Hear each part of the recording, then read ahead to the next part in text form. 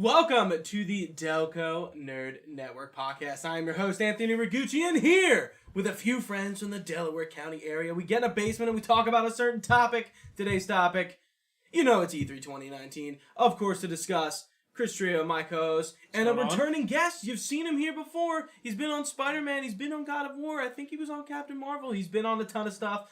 Matt Penza. He's back. What's up? I'm excited. I am excited to talk about... Second Christmas? First Christmas? I guess it's the next year. So it'll be first Christmas. Yeah. Yeah, so we're going to be going through pretty much every press conference and some streams that happen at E3. We're not going to be going over Devolver and the Kind of Funny Games showcase because there was just like way too much to go over. Yeah. Well, Devolver just like is so niche that I don't even know what that is. Yeah. All right. So we're going to start it off. Google Stadia stream. We got a lot of news about Stadia. This is Stadia's first E3 after they debut a few months ago before PAX, like a week or two before PAX. Something like that. It wasn't at an event. They just announced it. Mm-hmm. Yeah, they had like their own little press conference. So, we got the November 2019 launch. Currently available for pre-order, and we actually have a founder here at this very table. The founder edition will cost you $129.99, and it includes the limited edition Night Blue controller, a Chromecast Ultra 6, which is like $70, 3-month Stadia Pro, which we'll get into, your first chance to claim a Stadia name, and a 3-month buddy pass to give Stadia Pro to a friend. So Penza, how did you feel about your decision? Are you hype as a founder? Also, who was your best friend that you're giving that out to? It's open. True. Who is that friend? If you have Google Chromecast, I think you can. You don't need the controller. You can use any controller. Yeah, apparently, which is actually pretty crazy. Yeah. I saw the price point $129. I saw that. I really do think streaming is going to be the future. It is. I don't think so for a while though. Like for a long time. Here's my hot take on Stadia. Let's do it. It's gonna be cool for 3 months, and it's just gonna fall off. Like I just don't see it surviving within like the mainstream gaming audience. I don't understand why any like mainstream gamer would like switch over to Stadia. Oh no, but it's all about like a convenience aspect. Exactly. Like imagine you're watching a trailer for a game on YouTube, and it's like, oh, you want to play this right now? Click in the corner, and you're on it. It's and like with a price point. Like you said, if you have the Google Chromecast right now, whenever it launches, so you can hop in for $10. For the first 3 months, though, it's only open to pro members, right? Is that or something like that? Yeah, I saw online. So So pay the $10. Up next, like a segue and a half. Yeah. Stadia Pro is Google's subscription service that players can access as a part of Stadia for deals on games, free games, and better streaming capabilities. While the Founder Edition comes bundled with 3 months of it and 3 months of it for another friend, it will normally cost $9.99 per month. So you're paying that initial get-in rate, at least for founders. Yeah. And then you're paying $10 a month to essentially have a platform to buy those games on. Well, so wait, are you buying them or are you? So you are buying the games. Okay. But they said with Stadia Pro you have the Stadia discount also on the games that you buy. Okay. So when you pay the $9.99, they didn't get into details on what the how much discount is, you're getting a discount. Also, the 1080p 60 FPS is only for Stadia Pro. So if you have Stadia Pro, you're getting the best quality. If you're doing it for free, you won't get the best quality of. Also, that still depends on your internet connection, right? Yes. And that's where I think the issue kind of lies with this right now. It's like I just don't think, for the most part, the internet infrastructure out there for streaming video games isn't good. And if I read it on the site correctly, I think you had to have 30 megs up to, or no, it's down. 30 megs down to get. So for the layman, not like me, what does that mean? Like you have to have. It means you might be I would say most people's internet is like 25 down and 10 up. Okay. Mostly. Like, so and then they were saying you need how much again? I'm sorry. 35. Okay. And that's the issue is like when you run into like if you're in the middle of the country and stuff like that, you can't do this. Yeah. And I think that this is a good idea, and I think that streaming will be a big thing come a few years maybe, but right now I just don't think the infrastructure is there, sadly. No, I agree. And also with Stadia Pro, you also get at least one free game a month also. Interesting. That's actually really so you get to choose it, or is it it's a pre-described? I think it might be like how they do like the what Games Pass gives out few free games a month. You mean like gold? PlayStation Plus. So what is it? Yeah, it's not Game Pass. Yeah, it's just gold. They have a PlayStation yeah, Plus. that makes sense. So with Google Stadia, also Google Stadia. Can we call it Google Stadia? Google Radio Gaga. Yeah, what is it saying? So the Stadia is going to have a base, which is coming out in 2020. The Stadia base, players will simply be able to buy games via Stadia and play them on the Google's cloud gaming platform with the following features: up to 1080p 60 frames per second with stereo sound, buy and keep the games you want, and play in a Chrome browser on any computer or on your Pixel 3 or a 3A phone, extending to other phones over time. Mm-hmm. All Stadia-based features are, of course, available to Stadia Pro subscribers. Yeah, I mean, again, I don't know. I just... the big thing for me, I'm really curious about it. And like I said, I was like, all right, I'll bite. I am very curious to see how well it works for you and stuff when it first comes out. And me personally, I'm not going to get it. It would actually be interesting, like maybe like once you've had like a month or two with it, to like do a podcast and just talk about what you think it. of it. Obviously, like I don't need to like. I mean, maybe you could bring it here and play it. I think. Well, that's the big thing. It's just all about like convenience. You just bring so Google Stadia is on desktop, TVs, tablets, and Google phones. And they're not getting any different. They're not getting any exclusive games or anything like that. It's not everything we've got on all of our stuff already, right? Mm-hmm. Some games that are going to be coming out for it: Doom Eternal, Doom 2016. A lot of Bethesda games. Capcom will be in there. Metro Exodus, EA, Larian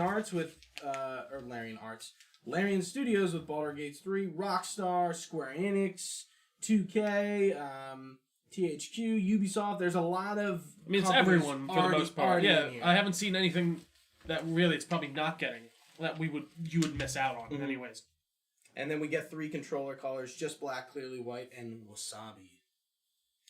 Fantastic. The wasabi is pretty interesting. I've seen the wasabi. And the blue if you get the Stadia Founders. Yeah, and then the Stadia will be available in 14 countries via the Founders Edition: US, Canada, UK, as well as some other European countries, and then it will add more regions in 2020.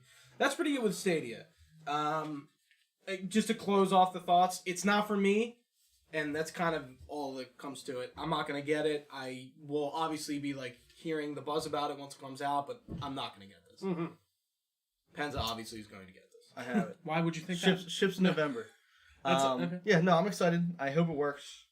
I think a lot of people comparing it to like when Netflix decided to go streaming only. People are like, what the hell? It takes me 20... Netflix is still DVD because my dad still gets DVDs DVDs from Netflix. My dad is one of the 7 people who still get DVDs. And they're still out there. Well, when they decided, to totally to go 100, like not 100%, but go completely. They were going to make them a totally separate company at one point. Yeah, they it took like a ridiculous amount of time just to download the movie to watch to stream. So they were, but nowadays it's like this. So like a lot of people are thinking. The issue I see with that is like you're not. When a movie skips, it's kind of like, oh, whatever. But if I'm playing Apex Legends online and it skips and I die because of that, it's a little bit different. And I just, just like in the sense of like, it's true. It's a stepping stone. The technology is growing at such a fast rate that who knows where we could be in a few years. It could be not a non-issue. Yeah, that makes total sense. I have trouble seeing it at this moment, but I do hope it works out. I don't really have anything else to say. Next up, not a press conference, but a stream. EA play. Shout out to Snowbike Mike, who's at E3 right now doing the press coverage. That's his little thing. helping out Greg because he just he can't do it all because he sucks. Greg sucks. Anyway, I mean he hosted this EA Play event. He did host this EA Play event. Which we got. First up, Star Wars Jedi Fallen Order, 15 minutes of gameplay. This is our first actual glimpse into, what the game looks like, gameplay. How we're playing, yeah. And to be honest, I wasn't really overly impressed. It looked and played like a Star Wars game should, and I'm going to get it, definitely, but I wasn't, blown away. Yeah. Yeah. I completely agree. I think it looks really cool, but it's definitely not, I'm not the most excited coming out of E3 because of Fallen Order or anything like that. That's not my most hype. And it's coming out in September. Yeah. I mean, I'm pretty excited about it.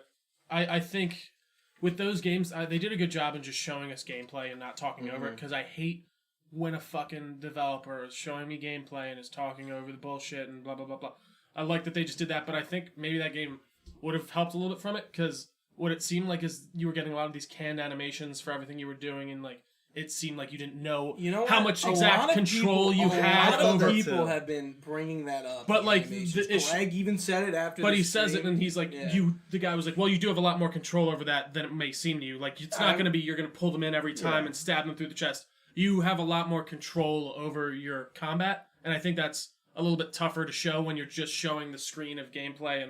But then again, I will give it to God of War. They showed me that very easily in that one demo of like when he's fighting all the Draugrs. So I don't know. I'm excited, but what's the word? Trepidatious. I mean, I could just see it as like a skill tree thing almost, where you unlock that finisher. That's what they. Pull in, Mm-hmm. So I don't know, stuff like that. So maybe. Well, that's what they said. You'll upgrade your force powers and stuff as you go along, and your combat ability. So, I mean, I am very excited, and Respawn, I think, has a pretty good track record. So, that's. The one thing they said it wasn't a stealth game. I wish it kind of was.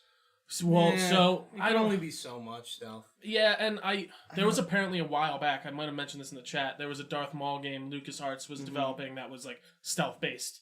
But yeah, I think it could be cool if they got into that. But I'd rather just get some gritty fucking lightsaber fighting and just be fucking OP with the lightsaber. And honestly, and I'm glad it's one swipe to kill most stormtroopers. Anyways, it makes sense. But I think that's Fallen Order. Next up, we got a little bit of Apex Legends news. With the new update and Season 2, we're getting a new weapon from L-Star from the Titanfall 2. It's going to be a care package weapon. Pretty powerful, and it breaks doors. We're getting a new mode, which is ranked. So instead of just like the casual play, which everyone plays in. And then we also have the one that they just put out, the legendary play. That's we're going to be getting a new map, or a slightly variation of King's Canyon. Did they say that? They said it, but they didn't show it. Okay, I missed that. Cool. I'm actually very happy about We're getting a new legend, Watson, who is a defense character. She uses fences and stuff, and like, basically is like... She breaks the meta of the game, right? Is that what they said? Yeah. Because like if she can put up all these defenses, and her ultimate destroys like bombardments, like grenades and stuff. It's very cool and different. I'm glad they're putting in a hero that's going to like counter the meta of like what's being played. Because that is I mean, I still play Apex pretty regularly, and me and my friends are like, I hate sitting in a spot. I hate defending a spot. Moving. I always die. I always want to be moving. And seeing Watson and like her whole design and just all of her ultimates and how does it work? She gets like her fences all feed off. So you put one down and it connects. I mean, but if you put down your ultimate, doesn't it like supercharge your fences while you're around your ultimate? I think that's what they said. So if you're you can charge other people's ultimates, your teammates' ultimates too. So that's awesome. Yeah, I really think it's a very awesome addition. She looks really cool. And her passive is ultimate accelerants give you your ult. So ultimate accelerants have another use besides just being lifelines. Thing. So just doing one gives you your ult. Yes. That's awesome. Yeah. I'm curious if they will make that. They will tone that down because that's interesting. So just for her, or just for her. That's her passive. So if you kept 3 on you, you use your ult. I assume there's a cooldown time before you can even use your an ultimate accelerant after you use your ultimate. But yeah, that's interesting. I didn't know that. We're getting 2 new hop-ups, changes to some weaker weapons, improvements on the Battle Pass. Season 2 is going to be July 2nd. It's called Battle Charge. Daily and weekly challenges, you level up faster, and there's no more stat trackers in the past. Did you guys see the Mozambique thing that they did? No. So when you drop Mozambique now, you're going to like he throws it to the ground in disgust. It's so funny. This is a piece of shit. Yeah. Mozambique. Will any of these changes get you back into Apex? No. Okay. And there's nothing against Apex. It's just... I had a lot of fun with it. I'm just not into it right now. That's fair. So next up, we got some Battlefield 5 news. We got some new maps, and they talked about their Chapter 5, which is going to introduce the U.S. and Japanese forces in the Pacific Theater. There's some increase in level cap and private matches. Only thing I have to say about this is, how do you launch a World War II game without U.S. and No, it's funny when you told me that. I don't understand that at all. I was like, wait, they weren't in it. And you're like, yeah, they weren't. I didn't think so either. Yeah, I remember they went like a different route when they were. They weren't showing the U.S. and Japanese theater, I guess, in the campaign even. So I guess good for them for at least keeping. I know that it had a really, really tough launch. Yeah, I heard that too. I didn't get it. No. It it was really just bland. Like after seeing Battlefield 1, and that's like, all right, we're going to so World War 2. Battlefield Dude, 1, I loved man. Battlefield Oh my 1. God. I had a great time with it. Such a But good yeah. game. I don't know. Oh. So next up, we got some FIFA 20 news. Penza, you're the only person who could talk about FIFA. So please, if they Take the announce floor. anything other than the game is coming out, please let us know. Yeah, they got right now me and FIFA are not on good terms. Oh, really? I deleted it from my PlayStation. Whoa! What? Just I've spent What happened? What did she do? I spent too much time in that game. The gameplay was such shit this year. Really? Every fucking player and creator talked how poorly the gameplay was all year. They add these patches that seem to do nothing.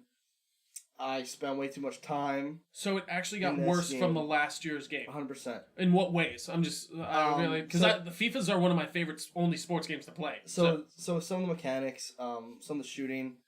Early on, they made finesse shooting really OP. Okay. And then they changed it, and that kind of changed the whole meta around. And now it's like pretty much a whole lot of dancing, a lot of like OP skill moves that have weird like what's the term? Oh gosh, it's like they're almost they're very. So if are they easy to use and always get in? Is that the issue? Yes. Okay. And it's just overall it's clunky. It's really bad. So I told myself sucks to hear. I'm not getting FIFA 20. Well, good for you. That's my big thing I'm not getting. But they are bringing FIFA Street, I believe, into FIFA 20. FIFA Street was a whole lot of fun back in the day. So stick it to them, Penza.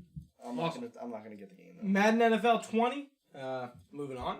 Sims 4 is getting the Island Living expansion, and that is it for EA Play. We're moving on to the Xbox press conference, which was on Sunday.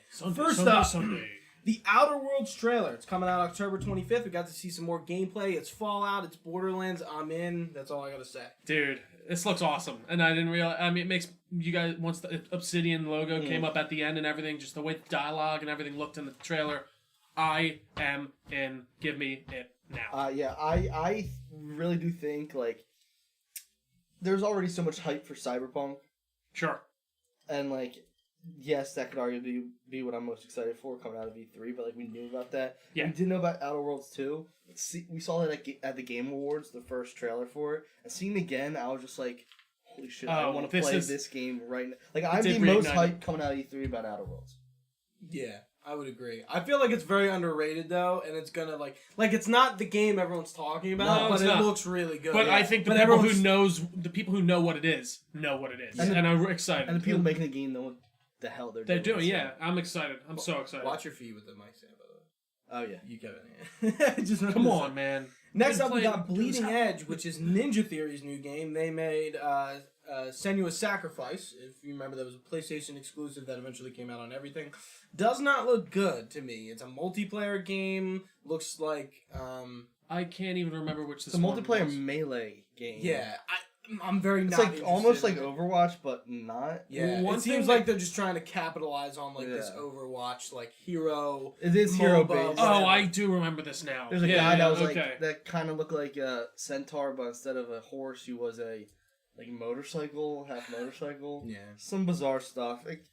I believe real quick, Outer Worlds is I believe a first party studio, but it's coming out on all platforms. Correct. I think Bleeding Edge is just Xbox right now and PC. Yes, because Ninja Theory is now a Xbox game studio game. Okay, so they're part of a game studio. Game studio. So yeah, I'm not interested. Next up, we got Ori and the Will of the Wisps. We got another trailer for it. We got one last E3, and that is coming out February 19th, 2020.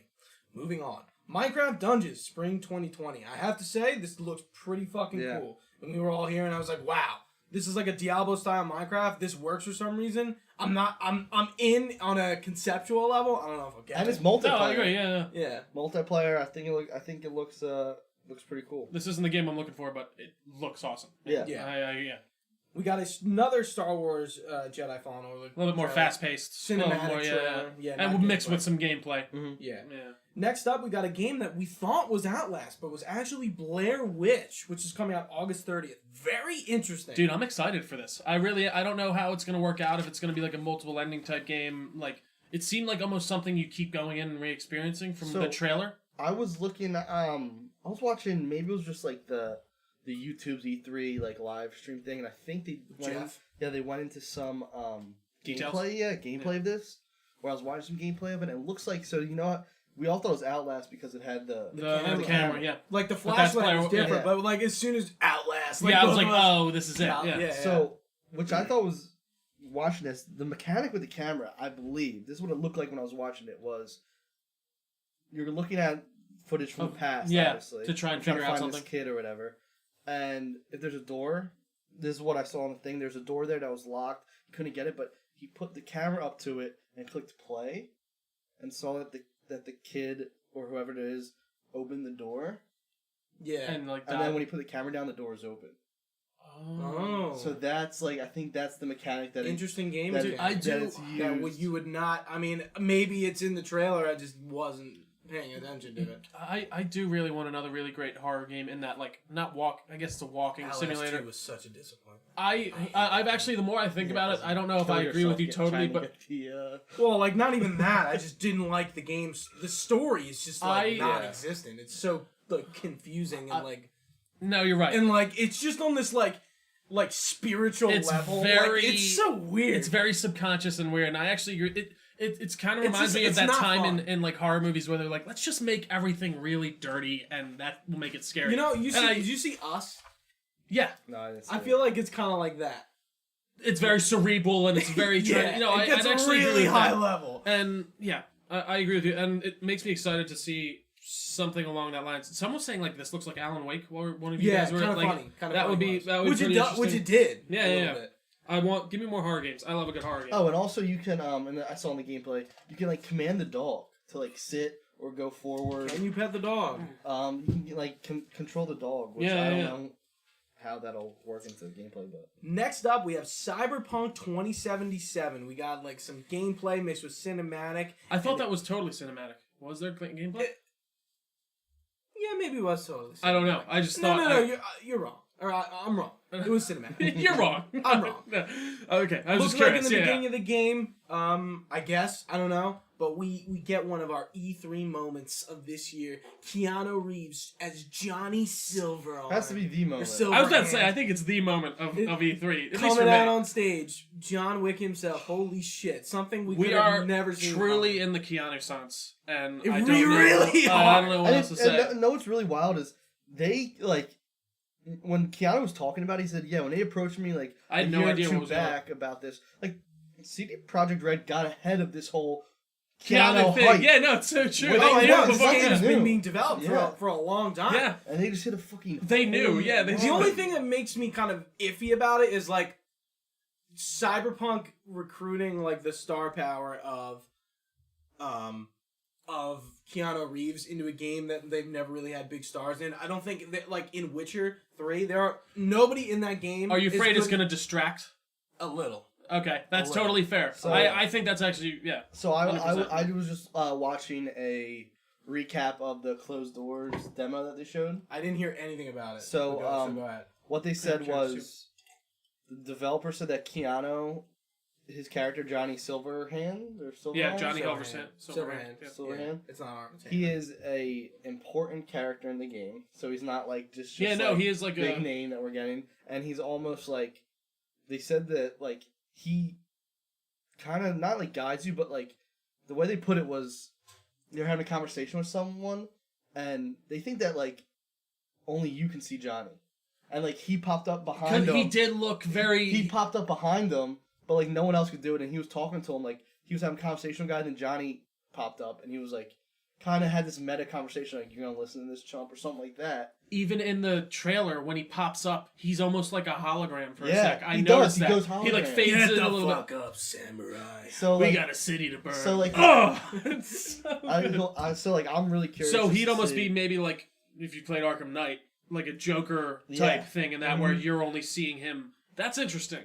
And, I mean, I don't know. Like, dude, V looked a lot different. The male model. Yes, he did. He did. Because I went back and watched the first cinematic that they released. Yeah. He has, like...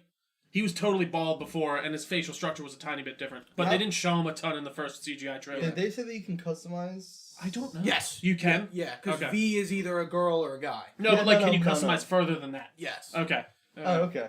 Like you can change his haircut and like And I don't think I said it. The release date is April 16th, 2020. If you didn't realize it, 2020, the first Q1, Q2 is fucking packed. We got a lot more games that are coming out, big games that are coming out during that. 2020 is going to be a big year. I think 2019 really coming off of 2018. Not that it was a bummer, but 2018 was huge. Well, yeah, I'm trying to think. 2019 so far, we really haven't gotten. No, Kingdom Hearts 3. What's the next game we get? RE2. Like the next big one. Is it Fallen Order?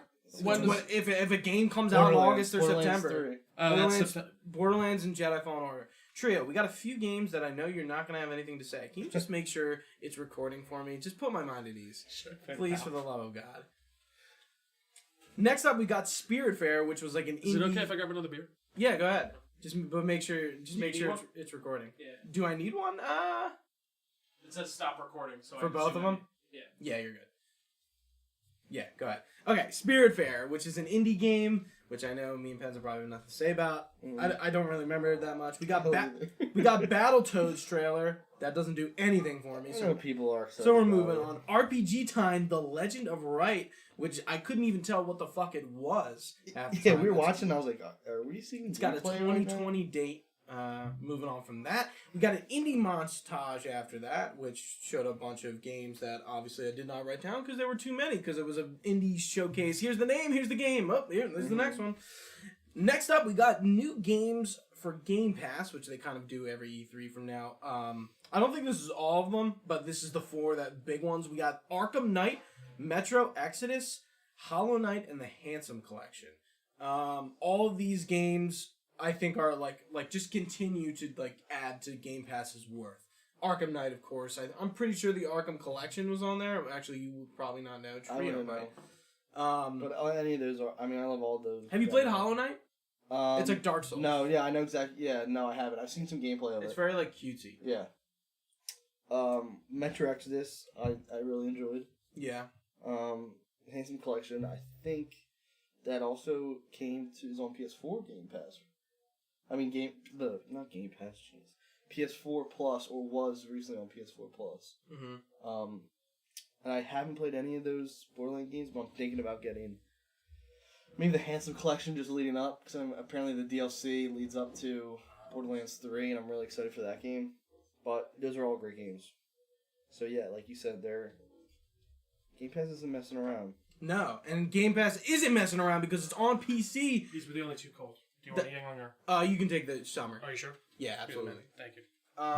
If I drink that Game Pass is coming to PC, $9.99, and they're doing obviously the Game Pass Ultimate, which has been announced before. It's just kind of gold and Game Pass in one combo. And if you have Game Pass on Xbox, you get it for free on PC. Stoked. I think Xbox is just making you play games where you can, which I guess is just Xbox and PC. Yeah. No. Where you can, man. Where you can. Next up, we got a trailer for Microsoft Flight Simulator, which looked absolutely fucking beautiful, but I know none of us have anything to say about that. Yeah. Age of Empires 2 Definitive Edition, Wasteland 3 trailer, which is a series I kind of always had interest in, but never really got into. Next up, we got a big move. Double Fine is now under the Xbox umbrella. Tim Schafer's studio. Remind me of some of their titles. Psychonauts. Okay. Psychonauts 2, which got a trailer after this. Broken Age. What's it called? What's a game called with the Manny and fuck? What's it called? Manny. Oh shit. Like Manny? No. Oh Jesus Christ! I gotta look it up. By the way, I threw a few more of these in the fridge for you. I kind of figured. I kind of realized that. Grim Fandango. Brutal Legend is another one I forgot. Brutal Legend? Yeah, Tim Schafer made Brutal Legend. I remember I got to a part in that game that I just couldn't beat. This was back in the days where I was so young that I got to parts that I couldn't beat. Brutal Legend came out when we were in middle school. Dude, it was different. It was an interesting game. Yeah, that's cool. Yeah, but they showed the Psychonauts 2 trailer. We still don't have a date for that game. Don't know how. When was that announced? I think last E3. But it's been in development for a while. Tim Schafer, this game is going to be on all platforms, but from moving on, every title they make will be an Xbox exclusive. And I assume on PC as well.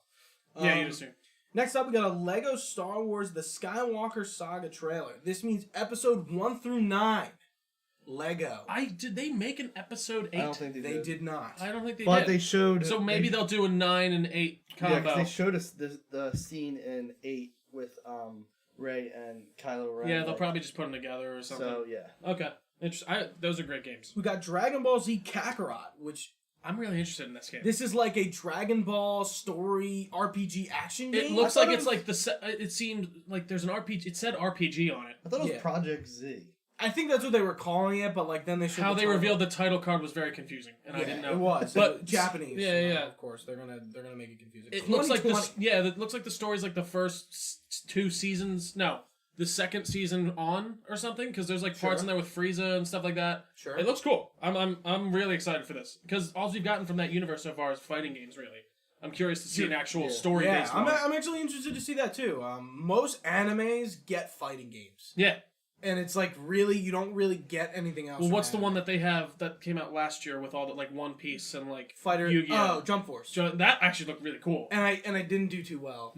Which kind of sucks because that seemed really cool. 12 minutes we got next after that, which is like an indie game where you play like a 12-minute loop and it showed like all these different ways that you could do. Cool. Yeah. Like looks like someone's like breaking into your house or come for you. It looked very interesting. Next up, we got Way to the Woods trailer, which I don't remember at all. The deer. Oh, it was the deer. Yeah, okay. I still don't remember. I remember the deer. 2020. Next we up, remember the deer. We got Gears 5 trailer. I got a lot to say about Gears 5. September release date. September 10th, 2019. We got a cinematic trailer to first start it off. Kate, who is going to be our main character of Gears 5, who we met in Gears 4. You know, her mom is doing something dirty with the Locust. She's connected to the Locust. We got that Locust medallion at the end of the game, which she holds up. She's conflicting with all her friends, her family, you know, her past, her future. This game's going to be interesting from a story's perspective, and I think Gears 4 was pretty disappointing. I know Trio can talk to it a little bit because I know he played through it. I played like 3/4 of it and couldn't beat one part. Gears 4 was very disappointing, but like the ending was. And like, I guess that should because like I've finished every other Gears game. If it was really like did you good, did you play Gears 4? Really? I've played all of them. How? You're on Xbox. College. Oh yeah, you were still in college. Did you? Oh yeah. So yeah, what did you think of Gears 4? Like kind of underwhelming, right? Yeah. Just like very okay. Yeah, but like it's a gear like the big reveal was her being the Queen's daughter, right? Or something. No, Mira might be her grandmother, which is kind of like alluding to. We got gameplay of a new game mode called Escape, which is pretty much you're infiltrating a swarm hive by way of Snatcher, and they get like taken by them, and they put like air mask on that like put a tube down their throat so they can breathe in the things, and then they break out of them and they like destroy the hive and they get out. You missing a page? Jesus. No. I was just seeing if they... Yeah. Because... Nothing. Continue. Okay. Yeah. We're going to get a tech test in June or July for the Versus. We're going to get some more info on Horde on Gamescom. And then September, Rod was saying on a GameSpot stream I was listening to that we're going to get more about the campaign in September, a little bit before it comes out. I like how they're being tight-lipped about it, which means it's probably going to be pretty fucking juicy. I'm excited for Gears 5. Gears 5, it looks good, and I do agree. It looks like they're taking it in a different direction. Yeah. And the first Terminator crossover of the night. I was confused if we were going into a whole new game when that came on the screen. So we are getting a T-8000 skin, I think a T-1000 skin, Fantastic. And Linda Hamilton is going to be playing Sarah Connor. Rod Ferguson confirmed she's getting in the game. Skin. Yes. Like, what kind of tie-in is that? What does that mean? But, like, that's awesome. What does it mean? Is that just for, like, the online multiplayer stuff? Yeah. So it's like skins and it's just a tie-in for Dark Fate, but you don't see that often So anymore. Rod was like, yeah, she's going to be in studio in, like, a week or two, and we're going to do her lines. I'm like, that's cool. Dude, that's dope. Good for them. Her with the... she would totally fit in there. They fit in there. 100%. They fit in there well. That's awesome. Yeah, I'm excited for Gears 5. I really am. Too. I'm going to finish 4 at some point. Are you going to try to play it? Now that you're not in college, you don't have an Xbox? Yeah, so I was gonna maybe wait till the end of we got done talking about this. Talk about like my thoughts on Microsoft. Oh, okay. Yeah, I think let's get there. I actually agree too. So we got a new Elite controller, which is 180. Essentially looks like some improved features from improved features from the first one. We got a funny chat. Fallout 76 is the best Fallout ever made. He was listening. He was listening to me watch the Bethesda conference, and they talked about 70. They talked not 76. Oh, we'll get to or whatever. 76. I don't know. I was talking about New Vegas. We'll get to it. Talking about New Vegas.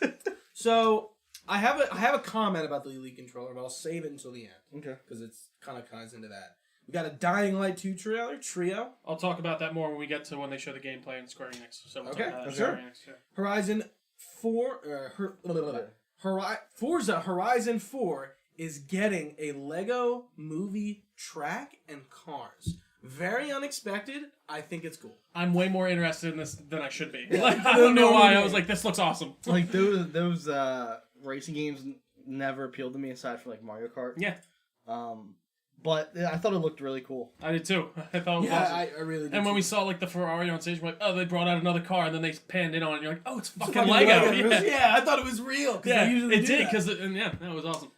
Next up, we got a Gears Pop trailer, which interests nobody. Cannot wait. I don't understand why they're making it, so we're going to move on. State of Decay 2 is getting an expansion called Heartland. Trio, you played State of Decay 2. What do you have to say? It's a fun game if you're looking for, like, management stuff. And I got to admit, like, the fighting zombies aspect is actually pretty fun. And, like, you have to keep yourself quiet. And there's some aspects I like about it. If you're into that kind of management style of gameplay, State of Decay is for you. It's very tight, very well-made game. 100%. We got a Phantasy Star Online 2 trailer, which is coming spring 2020. Crossfire X trailer coming 2020 as well. And finally, Tales of Arise trailer 2020. Did I say 2012 for Crossfire? I think I might have. 2020 for all three of those games. Tales of Arise looks good. It's a Tales game like Tales of Symphonia, Tales of Xillia. Never played any of those games, but they're cool. Apparently Crossfire X is like huge in Japan. I've never heard of it. And they had like something like... Never heard of it. They had a stat on their like trailer or whatever, something like 600 million players. Jesus. Is that... Let's relax here. Let's relax with that number. Next up, we got Borderlands 3. We've seen a lot of Borderlands gameplay. I don't like. We haven't really talked about it on the podcast or anything. I'm hyped for Borderlands. I didn't really like Borderlands 2 because I played it alone and I wasn't really like I don't know. That game didn't get that aspect of co-op. I played it single player and I enjoyed it. I like the first one better, but I'm hyped. It's been 7 years since Borderlands 2. I'm hyped to jump back in. It's crossplay, right? It is not crossplay. It should be. No, it is crossplay. No, did they say that or something? But that was announced. That would be awesome. Maybe with PC. That would be fantastic. No. It was. I thought it was announced previous to this. Keep going. I'll look it up. Okay. Next up, we got Elden Ring reveal trailer. This is the game, the next game from Software, creators of Dark Souls, Bloodborne, and Sekiro. Shadows Die Twice. So this in collaboration with George R.R. Martin. You heard it here. The Game of Thrones writer who's yet to finish his last book is working on a game instead of doing that.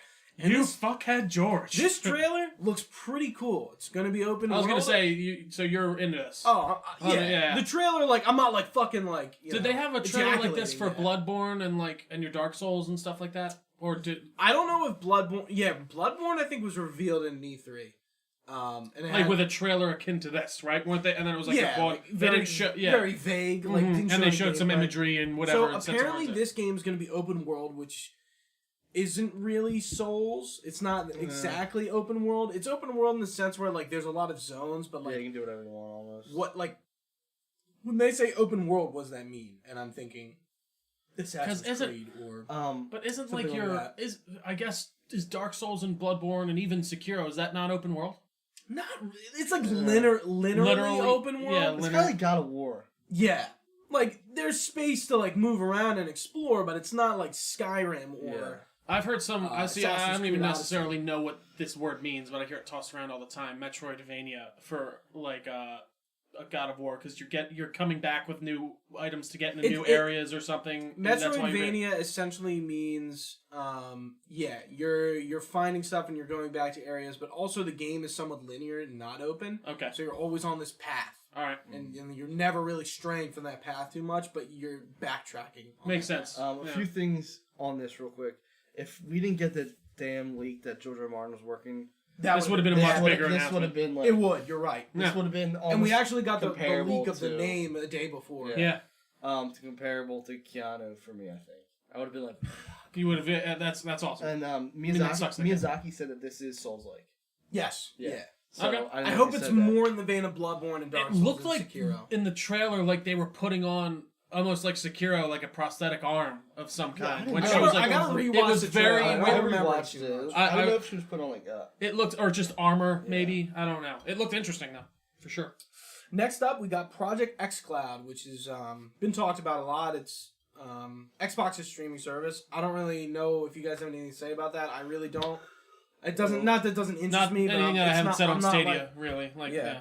They didn't say much about it either. Like, All right, the big news: Project Scarlet, Microsoft's next iteration of next generation consoles is coming in 2020, along with Halo Infinite as a launch title.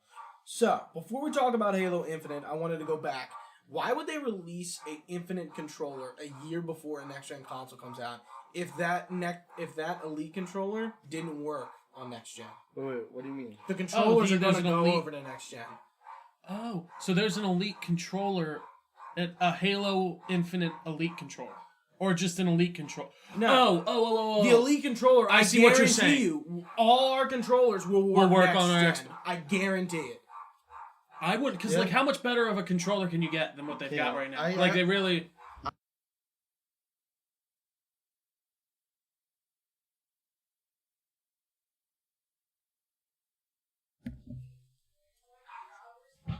Sorry, guys. Dogs. I barking. would say the same for PS4 too, probably. I'd assume that the DualShock. Yeah, because like you really can't get a much better controller than what we have on both, and even like the PlayStation 4 controller, that's just miles above what the PS3 was. Insane amounts. But yeah, no, that's an interesting point, Gooch. I totally agree. Yeah, right? Yeah. Because, like, why would they release $180? It's not just a regular controller, you know? So my thought process is, hey, that's going to carry over to next gen. I hope it does. 'Cause It that would- should. that would be I really mean, you also have like a year and a half.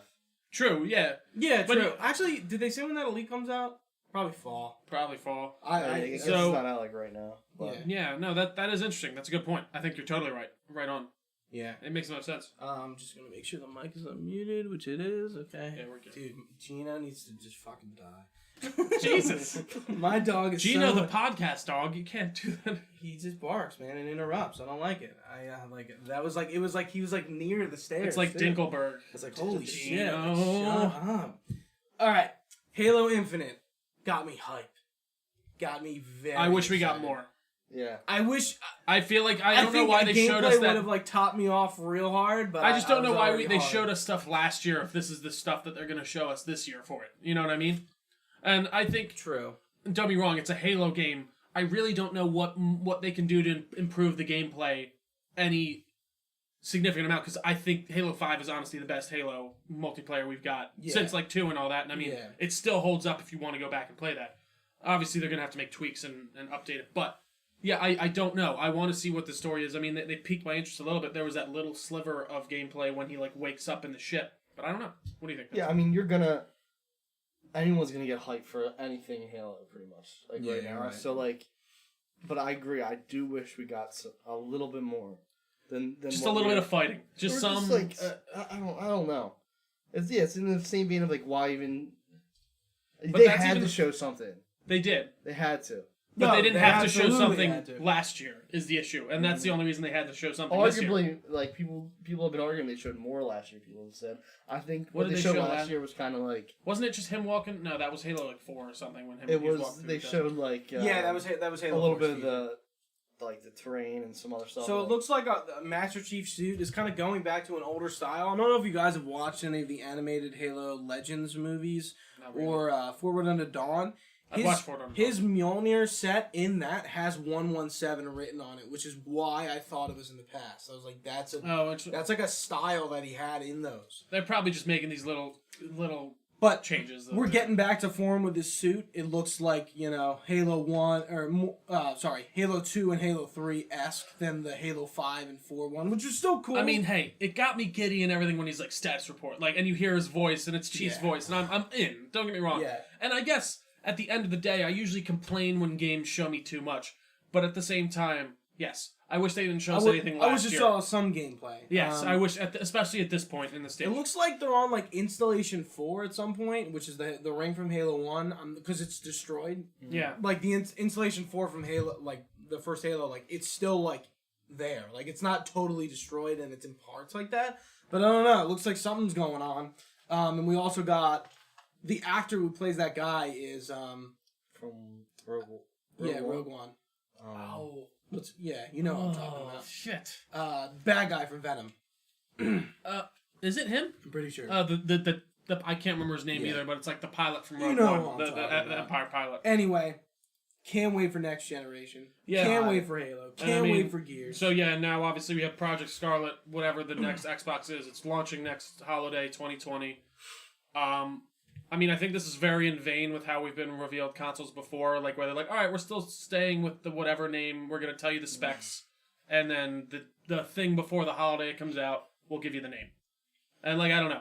Next E3, we'll get the name. We'll get more deeds. Yeah, and I mean, I know you were disappointed. You're like, why am I buying an Xbox? And I actually agree with that. Like, right now, I'm like, we don't have any exclusives. Hey, we don't, but Halo is a system seller. But remember, but at the same time, you can play it on the computer, right? And I'm just being devil advocate here because a lot of people. I guess you can assume that we don't know that. No, that's actually true. I don't know about Halo is the next console, like all those games going to be on PC right away. I mean, like, most Xbox exclusives but are PCs, and someone was saying that, like, well, why am I buying an Xbox? And it's like, well, I don't like PCs just in the fact of they're just too complicated for me to keep track of. Not even too complicated. I just don't feel like it. You're like Greg. I want to buy my box every 7 years. It's going to last me for that 7 years or whatever, and then that's that. So I do think, I hope next year Xbox comes in guns blazing and announces what their first-party studios are doing a little bit more. But I don't think this conference was by any means boring. Like, I wasn't sitting there the whole time like, this needs to move quicker. What's up? Death Stranding's this year, too, right? Yes. We forgot about that. Well, but it's not. Remember, we didn't even see it. It's not even in this showcase at all. We were like, oh, Borderlands 3. Yeah, that's true. Whatever. We left out Death Stranding. Well, but we were talking about what was coming up next. Yeah. This year. Like for this year, whenever. Yeah. I just thought of that. No, I thought. So like my big takeaway with Microsoft was like, I was expecting them to really wow us just because Sony wasn't there and like they did their opportunity. And as someone who's owned Xboxes in the past, but now as a PS4 owner, I needed an excuse to buy an Xbox, and Microsoft in this conference didn't give me it. And this generation. And sure. I think at this point though, and they realize they aren't getting you this generation. No, they aren't. And like, I think even Gears is probably not going to get me. And that's fair. And I think you're totally right. But at this point, they're just going to have to wait and be ready for their next console launch. And I think that's where the only way they can win you back. And next year they'll be like, all right, we have Xbox 720, Xbox 2, whatever the fuck we're calling it. And we're getting Halo Infinite. All right. And then also 2 months later, we're getting this first-party thing. And then this first-party thing. So I really hope that's what they're going. They didn't show us any more new first-party stuff either. From all these new studios that they've acquired. If it's not going to be... They're saving their load. And I think that's honestly probably the better thing in the long run, because like right now, like why would they blow it? Yeah, because you're not going to buy an Xbox, whatever it is. No.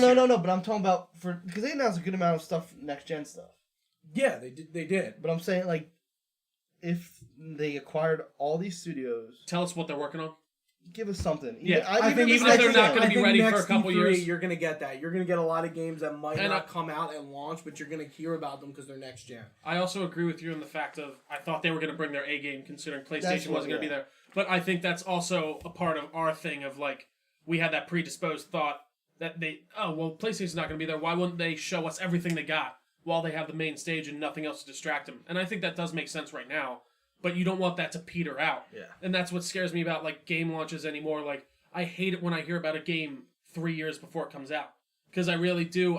It's weird. A movie, I don't mind like looking into and I know what's going on with the movie and when it's coming. But for video games, I kind of like that. What is the word I'm looking for? That not shattering it, but like you don't know what's going on as much. And I don't know. I think it can ruin a game hardcore. But some games will withstand that. I mean, I think Death Stranding, even though it's gotten announced for how many years ago?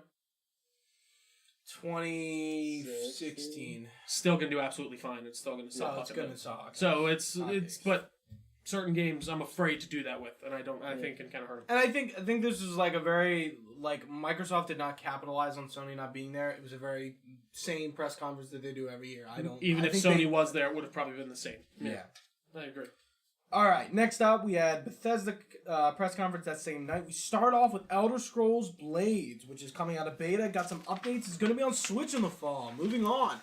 Fallout 76, Wastelanders updates. You heard it right. We're getting NPCs in Fallout 76.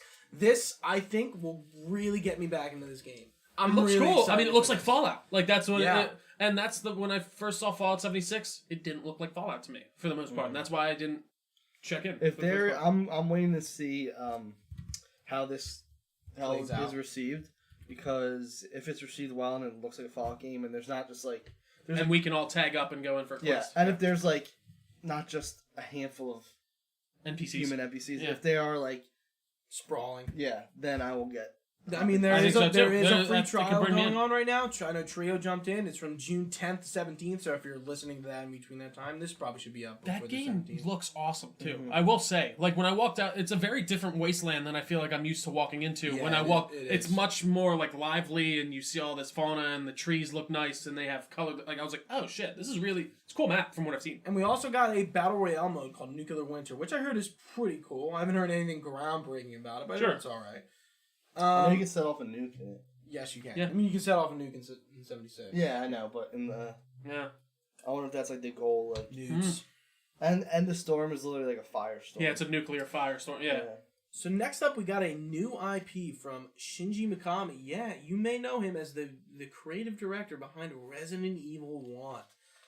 He's got a new game coming out, and it's not a Resident Evil game, and it's a little different from his usual forays in the past. And also, you might have played another one of his games, Evil Within. Yes, I did.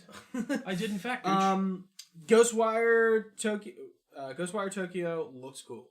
And I really one of our other E3 moments when the creative director for that came out, and she was like, "Oh, I'm so nervous," and he's like, "I'm gonna attempt to speak broken English here." In broken English, and she was just like, you could tell she was just hyped to be there and talk about her game, and she's trying to be funny about it. Yeah, no, she was cool.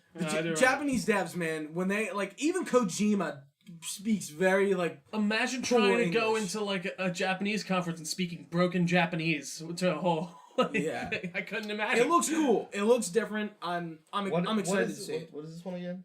Was there any gameplay? Not really, because I didn't know what the game was. It looks like this spiritual, like this paranormal phenomenon is going on. People are disappearing in Japan, and there's an occult aspect of it. Okay. A little bit, but it's going to be different vibes. From Evil Within and Resident Evil. Okay, that much we know, but it's going to be in that vein. But it's going to be a little different. Maybe like Sekiro. Yeah, it gave me a little bit of vibes like that. I remember. One of my annoyances from the whole E3 this year was I found there was a few games where I literally didn't know what the game was after the trailer, and they were like, "All right, moving on." Yeah, I was like, "Wait, but what?" Mm-hmm. What's the point? What are we doing in there? That was a really cool cinematic trailer, but I don't understand what's happening in the gameplay. So, next up, the Elder Scrolls Online Elsewhere expansion that just came out recently got a update trailer for its cinematic. 2 updates called Dragonhold and Scalebreaker. Next up, we had Commander Keen, which is a very, very, very old game, apparently. We got a reveal trailer for an iOS and Android game, and a soft launch in summer, which was really odd, and I don't think anyone gave a shit about. What was it? Commander Keen was a mobile game. It's like an OG PC game, like one of the original. It was like an old OG id game that really made it was just like, what is this? Anyway, moving on. Elder Scrolls Legends is coming to mobile. Rage 2 Rise of the Ghost expansion trailer. Anyone play Rage 2? No, I've been hearing all right. I've been hearing fine things. Wolfenstein Cyberpilot VR game, because every Bethesda id game needs a VR title nowadays, because of course it really does. Wolfenstein 2 Young Blood trailer. Did you play Wolfenstein 2? I've been playing it. Actually, I've been playing on. I haven't gotten back to it in a couple days, but it's fun. I mean, it's gonna be in the sense of the old blood for the first Wolfenstein. Bethesda is not letting first-person shooter, narrative first-person shooters die, and I appreciate it. And they make them fun. And I mean, I know you played Doom recently. Yeah, you enjoyed that, I think. Yeah. So I mean, dude, good on them. They make really cool games like that, and I don't want them to stop. Next up, we got Deathloop. Talk about trailers where you don't know what's going on. So we got 2 assassins trying to go after each other, and that's the gist of the trailer. Looks really cool, but what the fuck is the game? Like, I'm sitting here, is a it big issue, multiplayer? guys. Is it single player? Like, what's behind this game? It looks cool, but we don't know anything about it. Like, to the point where I'm just like, I don't understand. If there wasn't two assassins going after each other, I would assume it's single player, but I don't think we can make that assumption necessarily. Looks cool. It's got like a 60s I can't remember it. Yeah, that's... Really? You don't remember it? Actually... Dave Fennoy? Yeah, okay. Yeah. Yeah, you remember. Yeah, I think I do. So they also have a streaming platform coming out called Seems to be the theme Orion, of the C3. which I really was like, this was above my head, the tech talk they were throwing out. And last but not least, we got the Doom Eternal trailer, which is coming out November 22nd, 2019. We got cinematic trailer, we got a gameplay trailer, and a little bit a tease of the multiplayer, which we're going to get a QuakeCon called Battle Mode. So it seems like they're trying to take a different approach on the multiplayer that they did in the first Doom. Interesting. I'm going to get Doom. Same. It's fucking awesome. Mm-hmm. Doom is metal. It's sick. I don't think they can sell you any more than they have. No. Yeah, if you're into it, you're into it. Mm-hmm. Yeah. Chat saying we needed an Elder Scrolls 6 announcement. We knew we weren't getting an Elder Scrolls 6 It's next gen. That was not. And they aren't going to... Yeah, did we get anything from Starfield? No, that's next gen too. Yeah. They were like... So why the fuck did they announce it last year? Because it's going to come out before Elder Scrolls 6. Yeah, because that's before Elder Scrolls. I think Starfield's going to be launched with next gen. So I think it's going to be like an Xbox, whatever, next. So Bethesda had a same press conference. Nothing too crazy there from them. I thought they actually had one of the better press conferences of this E3. Like, they had two cool new IPs. I'm still wondering, are any of those Arcane working on them? Is Arcane Studios working on any of them? Deathloop. Is it? Okay. Yeah. Okay. Do they have two studios now? Or do they have... studio. Okay. I wonder what the other one's working on. I think there's one in Austin. Yeah. I forget which ones make Dishonored. I think it was the original, whichever the first one was. Leon, I can't. I'm pretty sure. Alright. Anything to say about Bethesda? No. I know. I think you just said like a comment, but I just want to make sure. Yeah. I just thought it was one of the better conferences at C3. Okay. Next up, we got Ubisoft press conference, which is on Monday. Watch Dogs Legion reveal gameplay trailer coming March 6, 2020. I'm glad it's not holiday because this means it actually has a chance. Yeah, I agree. One thing this game is super fucking ambitious, and I don't know if it's gonna pay off. It's cool. It looks good. I just think it's like too grand and too grandiose. How can you have a narrative campaign around characters you're constantly picking up? Like, what's the campaign? Well, I think a big part of it, like, is the permadeath idea in the sense that, like, if you can get you're gagging old ladies. Yeah, I think there's like the old lady there's the different classes. There's like DX spy, a hacker. I think they were just giving examples. Like, I'm not exactly sure like what that meant. Like, like these are the types of people you can get. Okay. Like, what does that mean? Like, how sprawling is this system? But I think from the looks of it, you level them up obviously with the experience they get. Yeah, but there is a permadeath mechanic. So I think like a big part of it, like you said, there's no like main narrative character. I guess we're gonna follow throughout, but we do have that English. I don't know if that's like an AI. I wonder if it's gonna be like a Grand Theft Auto Online situation where your character isn't talking, like when you're in cutscenes. Because I don't know how. They showed them talking. That's what I'm saying. They showed them talking. So like, what about every other friggin' person you can recruit into the? Maybe it's just the same dialogue, but it's just a different person talking. I don't know. I really don't know. I really liked it. I love the gameplay of Watch Dogs. I really do. I remember playing Watch Dogs 2 and like enjoying the you played the second one, right? But like the story is the thing that's been lacking for me so far. Like I remember there's one part where you're sneaking into like this plant and you're hacking into everything, and I was like, this is cool. I like the idea of what we're going for here, but I haven't had a protagonist that even in Aiden Pierce, the first one, I haven't been very attached to them. I wasn't even attached that much to Aiden. Yeah. He was kind of cool, but like imagine like this series all started with fucking like Andy Cortez said on Kind of Funny. This started with Aiden Pierce. Like look how far this game has come and evolved. I give Watch Dogs 2 credit because of like the thematic difference it took from the first one and how kind of like cool and everything meshed well together. Yeah. But like I didn't think the game was executed well. The story was kind of weak, but I liked the theme of the game. And you were very at odds with like your guy who was killing everyone, but he was supposed to be like a good like Greg has person. said that so many times. That story of like how he wouldn't use like guns because he didn't kill people. And it's like that doesn't make a lot of sense. He's a hacker, and like you're just even in Legion, I'm like, you are literally like Lara Croft systematically like taking fucking down guys, gunning people down like you're a killer. But even in It's this, I think weird. it does make a little bit more sense in the way of you're in like a lockdown totalitarian environment and you're like the resistance trying Post Brexit. Yeah, and I think like it makes more sense from what they're presenting here. But yeah, in Watch Dogs 2, when you're in like sunny San Francisco and you could just go on a murder spree basically. But then they're like, hey man, good cool. point. Good point. Yeah, I really like the London. What's it called? I guess setting. Yeah, setting. I think it could be cool. I think it could be really cool, for sure. Next up, we got a weird kind of cutaway into a trailer for a Apple Plus TV show that's coming out called Mythic Quest Raven's Banquet, which is from the guys from Always Sunny. Rob McElhenney. Oh, I did see that part. Yeah, and I'm just like, this is not the place to do announce this. And like, it's an Apple Plus show. Okay, cool. On. Yeah, I hope it's good. It looked okay, but I'm just like, it's very odd place to announce it. So Siege made their yearly appearance. They're confirming some Year 4 content, which is coming out with a new character. Yep. Brawlhalla is featuring some Adventure Time characters, which like I didn't know Adventure Time was like still a thing. It's not. I think like Yeah. Next up, we have Ghost Recon Breakpoint, the cinematic and gameplay trailer. We got John Bernthal, the Punisher himself, coming out on stage talking about it. I don't know how I feel about this game. I mean, Ubisoft are the kings of just starting a game off kind of rocky and then making it last forever. Yeah. So I don't know. I think if you're into this, you're going to be into this. If you're not, you're not. So they're creating a new community hub around this game. There's also going to be a beta, which is apparently on September 5th. And we're getting another Terminator tie-in.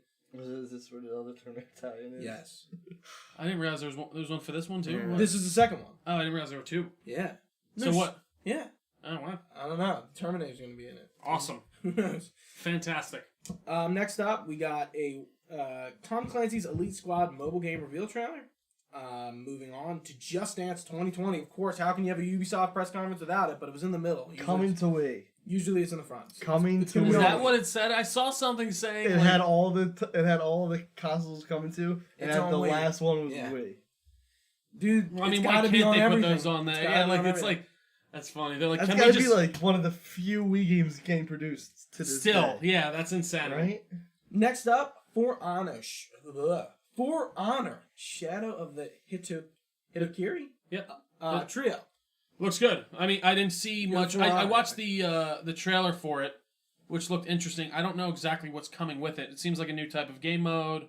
It's already the heroes that we've seen. No, that character's already in there. Oh, okay. I can't remember the hero's name, but yeah, I mean, dude, For Honor, I'd say it 1,000 times. It's an awesome game. It's very different. It's. I said it's a fighting game. Sometimes I still stand by that, but it's awesome. I think if you're looking for a very different, not first-person shooter, multiplayer game, look into it. I have a comment that's kind of going on trend with all these games. It's something you said earlier, but I'll wait until the end to say. Just kind of like just wrap up. Sure. Next up, we have Rainbow Six Quarantine reveal trailer. So a coworker told me that this was a game mode in Siege that did really well. So they're making a game out of it. Oh. But they're also going to be supporting Siege. So they're kind of just making like a different type of Rainbow Six game. Oh, I would love to see another like story-based Rainbow Six game. Did you play Vegas and all that stuff? I love those games. I really did. Yeah. Next up, we got the Division 2 Year 1 content update. Are you a Division guy? Yeah, I thought so. So episode 1 is going to be starting off in July. We got so Panzer, do you want to talk about it? Yeah. So you probably know a little better than I do. We're just getting this like the first real set of DLC coming to Division 2. Just new areas that we're getting. DC outskirts, National Zoo, which I think is going to be awesome. Kenley College, and we're also getting a new 8-player raid in the Pentagon. Yeah, that sounds cool. I was a little disappointed with the first raid that they put out because they made it really, really like elite. Yeah, for the elite I know. players. Fran, I'm kind of funny. Just like always hearing about how hard it was and how it took him as long as. So elite tier is in like it's difficult to get into or difficult to literally beat. Difficult to beat. Yeah, I think both, right? Because you can't. There's no matchmaking, right? You have to get a party of 8? Yeah. Oh, yeah, you had to find a party. That's fucked. No, there's matchmaking for everything else. I could be wrong on that. Because that's what he said. Because you have to find 8 people. You can't just match. Yeah, you could be right. something. Yeah, because everything else has matchmaking. Yeah, so I was disappointed with the raids, obviously. But I mean, I think this, and I took some time off from when I pretty much maxed out my score in the game, and the raid, and because I was hoping that the raid would get me back in, and it didn't because of all the stuff that came with it. I'm thinking this is probably gonna get me back in the game. I love the Division 2. It's probably like the most polished loot and shooter. They're doing a free-to-play week, right? Yeah, they are. I was actually thinking about just jumping in. Like right now, I think like right now. Yeah, it's like 76s. Yeah, it is. It's a really good game. But what about the last thing though? No, well, episode 3 is going back to New York. No, I'm sorry. I meant the big thing, of course, the movie that we're getting with Jake Gyllenhaal and Jessica Chastain. Jessica, that's her name. I was gonna say the other girl, the other redhead girl. From Dark Phoenix, her debut. So like, do you guys know what like the Division are? Yes, they're like, aren't they like the guys who are called upon when like an apocalyptic situation happens? Much, like they're regular citizens almost that like wear this watch, and when something crazy happens, like what happened. They're like a militia group almost. Yeah, like, and they get called. They called out. You were the part division, of the division. Pretty much had to stop everything they're doing and take their stand, like they're called to order. They're almost like the Minutemen, I feel like, in Fallout. So I'm assuming that's what we're gonna get with this movie. I don't know if there's any details on the movie, but that would make sense. I mean, this could totally be like, again, you could make a generic. Like I remember the Call of Duty movie they announced a while back. Who knows if that's even happening still? You don't remember that? No. That was like 2 or 3 years ago. But like, I mean, it's just you can make a generic military style movie, and I think this could actually be fine. But I don't know. Next up, Uplay, of course, Ubisoft, of course, announces Uplay Plus, which is a subscription service. It's going to be $15 a month. Every new Ubisoft title is free. Plus, I wrote this, by the way. Yeah, plus over 100 previous titles and classics. All new games announced at the press conference will be on this. So this is their Game Pass. I'm gonna get this. This actually sounds awesome. I definitely really play 3 Ubisoft games a year. Yeah, I like them. I like Ubisoft games a lot. That's so true. Yeah, it's $180 a year. So that's 3. Okay, that's 3 games, and that's you get to play. I wonder if you classics. will be able to do a yearly subscription and it's cheaper. I feel like you would be able to, but yeah. No, that's actually very cool. It makes sense for me, definitely. I'd probably play 3 too as well. Like that's so true. Especially when like in a year when they have a new Assassin's Creed coming out. Easy. I'm curious. Will it be just on my Xbox like that though? That's what I'm interested in. Yeah, I mean it'll probably work through Uplay. Yeah, but like will they create like an Uplay's probably gonna have to be an app? Or no, Uplay is now called Ubisoft Club. Okay. So I'm just curious, I'm curious if there's like an app for that. There's like no app on it on the consoles, I don't think. See, and the way on game Xbox. Yeah, but like I'm so curious if you'll probably literally just be able to play your games through that. That's interesting. Very. I mean, they'll probably just give you access to, like EA access. Like, will I be? Yeah. You'll be able to access the games and on the. Is there an EA access thing on your Xbox that you can play games through? It's not playing games through. I think it just makes the game free on the store. Yeah, I think that's what. I mean, I could be wrong. No, that's cool. I bet on the store. I didn't know how that works. It'll say like log into and you play. Okay, yeah. Okay. Next up, we got Roller Champion reveal trailer. Whoa. This game actually looked kind of. It looked kind of interesting. It looks like a competitor for Rocket League. Yeah, and I was just like, don't try to get into that market. I mean, go free to play and I'll pick it up. And finally, Gods and Monsters reveal trailer, which is coming out February 2020, a new IP from the makers of Assassin's Creed Odyssey. So it's going to be something like akin to like delving into mythology, Greek mythology. It looked too Assassin's Creed Odyssey for like.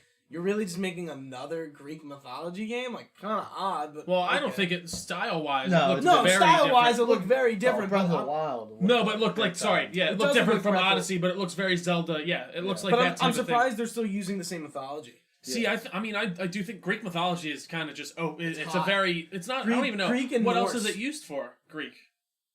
I feel like Assassin's Creed has been the only thing to really bring it back up in the fruit. I mean, Kratos. God of War.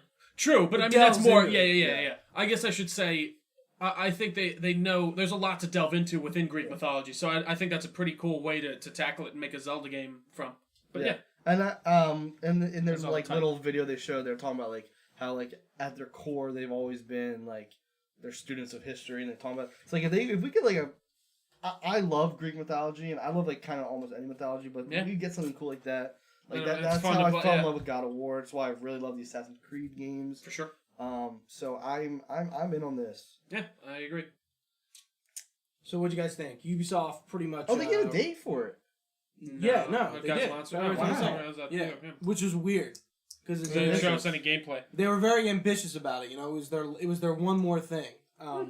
But I think Ubisoft is, one thing they're doing now with this trend of every press conference. They make games that are play to last, and every press conference gives you an update on those games. I mean, obviously we didn't get one from Odyssey because I think Odyssey is kind of we have everything we've had. We know everything that's coming for it because it is a single player game. But like the multiplayer games are still living on, and they're getting updates. And that's kind of what Ubisoft press conferences are kind of like wrapping up to. Is like, hey, look at these updates for these games that are still kicking. Going on. But still pretty. They know how to keep a game, give them.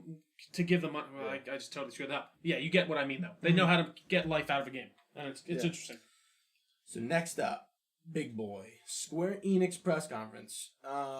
Final Fantasy VII Remake gameplay trailer. We got a date of March 3rd, 2020.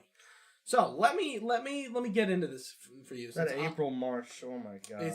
It's packed. It just continues to get packed. But let me talk about this since you guys kind of don't have the Final Fantasy knowledge that I do. I know of them. So one thing that was a real turnoff with this remake is it was being remade with Final Fantasy 15's combat engine, which I think old school fans of Final Fantasy were kind of turned off by. But it seems like they're kind of taking that base of Final Fantasy 15 and reworking it to kind of be a little more turn-based and be a little more action but tactical at the same time. It's still real time, right?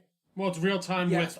They were explaining these slowdown mechanics where you can use your ATB, active time battle, to like engage different special moves and using magic or whatever. And I'm like, oh, okay. And like this is kind of reassuring me because I was not a fan of 15, and most people weren't to a degree. Was it very action-oriented combat in 15? Yeah. Rather than real time, or was it very real time? March 3. So like, it's funny. It lost me when it started getting into all that, where it was like going to all these different. Like I was like, oh, this is kind of cool. I'm looking like, but then when it's like, yeah, you can take control of other party members and you set up their attacks and all. And I think that's kind of going back to playing, what's it called, Dragon Age Inquisition. I don't know if I love being in control of all my party and worrying about what their attacks are. It's a good parallel for this. And like Dragon Age Inquisition is very much action oriented, but you can get real tactical. Yeah, and you can. And I thought it was. I was like, oh, I forgot about this whole like overhead menu when I was playing that, and I was like, man, I think this is why it loses me. I don't know if I like my real time action fighting and all that stuff, but I know there's a gigantic market for people who do like that more strategic. What's not real time strategy? Turn based. Thank you. Yeah. Yeah, I mean that's what Final Fantasy is. What was? Yeah, they've kind of, except from 14. It seems like 7 Remake is incorporating a lot from Final Fantasy 12, Final Fantasy 13 with the stagger system. How the more you hit a guy, the more like he'll stagger and he'll go into a weakened state, which is a mechanic from 13. 12 is a more MMO turn-based Final Fantasy. It's open world. And you control 3 characters, but you're moving and like you're finding enemies in the world rather than just like randomly encountering battles. Gotcha. And like you go into the battle stage, which Final Fantasy VII, you see the guys on the field, you go and attack them. So this game is essentially going to be multiple games. It's the first is going to pretty much take place in Midgard, which is kind of the first segment of the game in the original. Apparently, they're going to be reworking the story, kind of retelling the story, fleshing more of the city out, fleshing more of the characters out. It's going to be on 2 Blu-ray discs, which is crazy. That's the last one to do that was Red Dead, right? Yeah, I'm just really interested to see what they're doing because if they're going to retell this game and like the first game of Final Fantasy VII Remake is literally like the first section of Final Fantasy VII.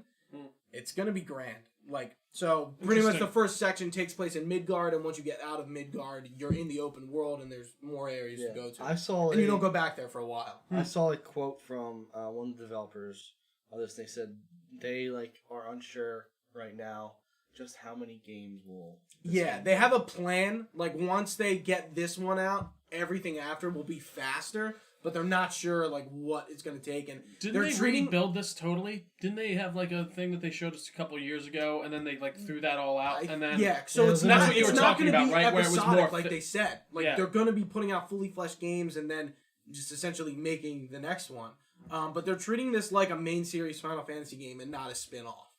Continue to talk. I really need to use that. Is Midgard just the big city? But it doesn't have any ties to like the Norse mythology.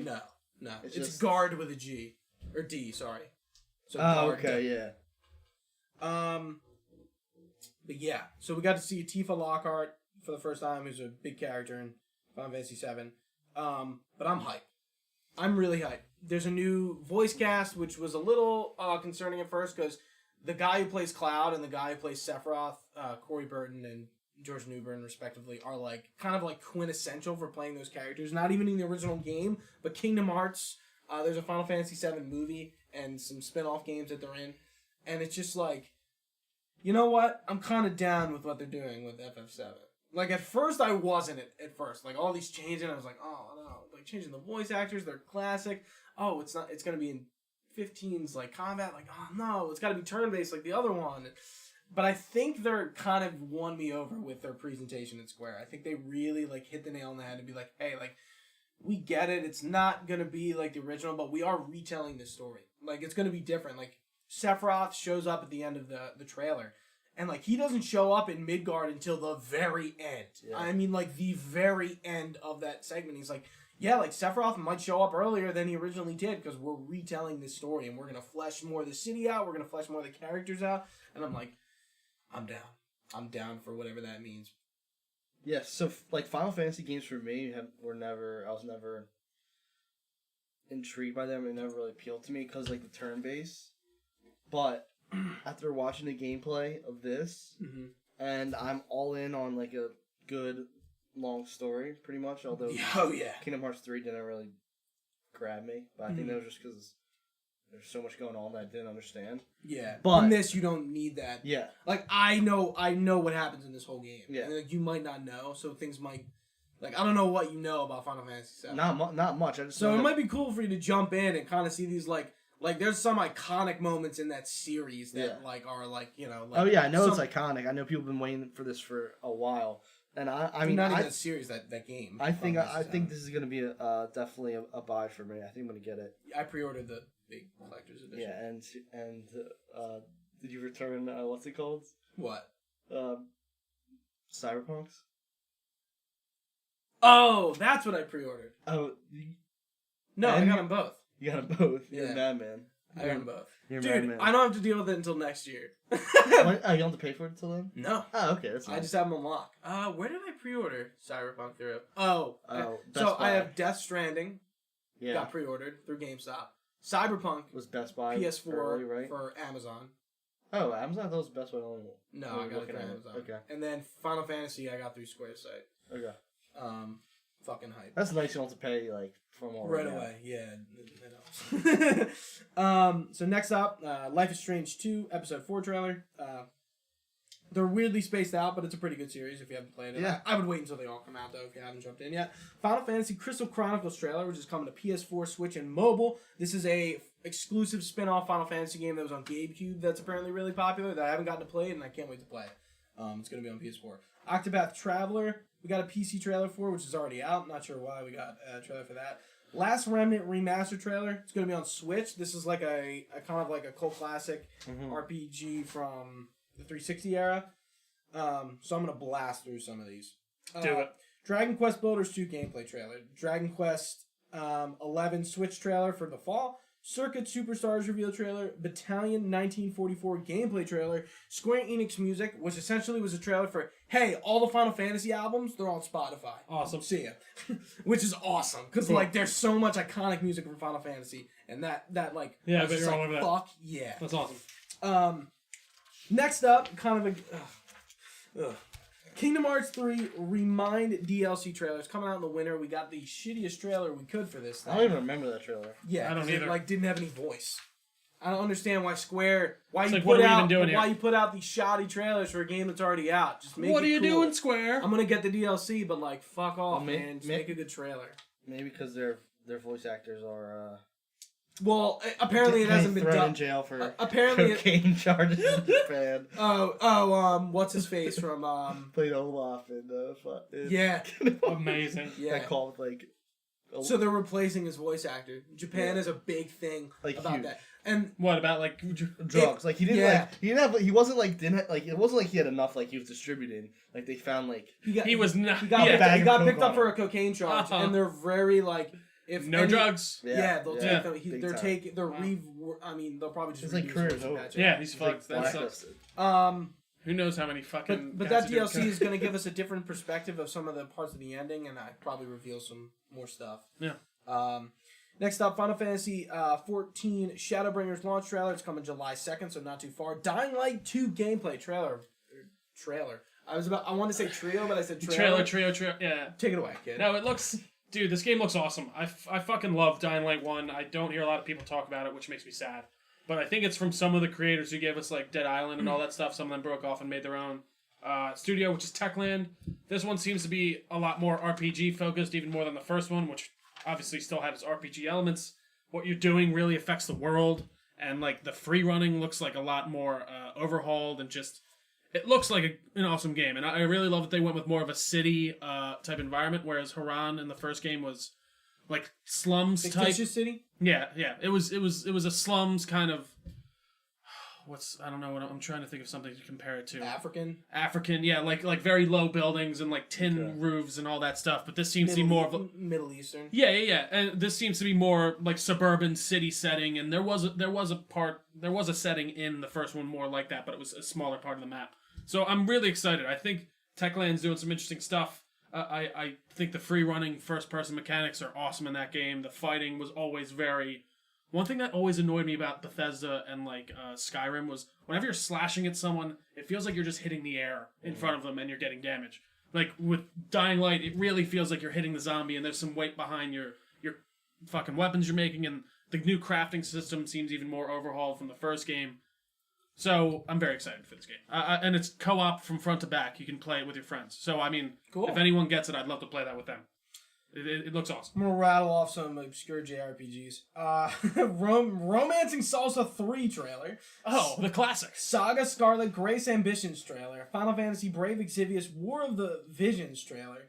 Outriders reveal trailer, which is by People Who Can Fly, who is not a good dev because Judgment was a shitty Gears game, and Bulletstorm was not that good of a game. That's coming out in summer 2020. I remember enjoying that when I played it. Bulletstorm? Yeah. It was alright. Anyway. Continuing.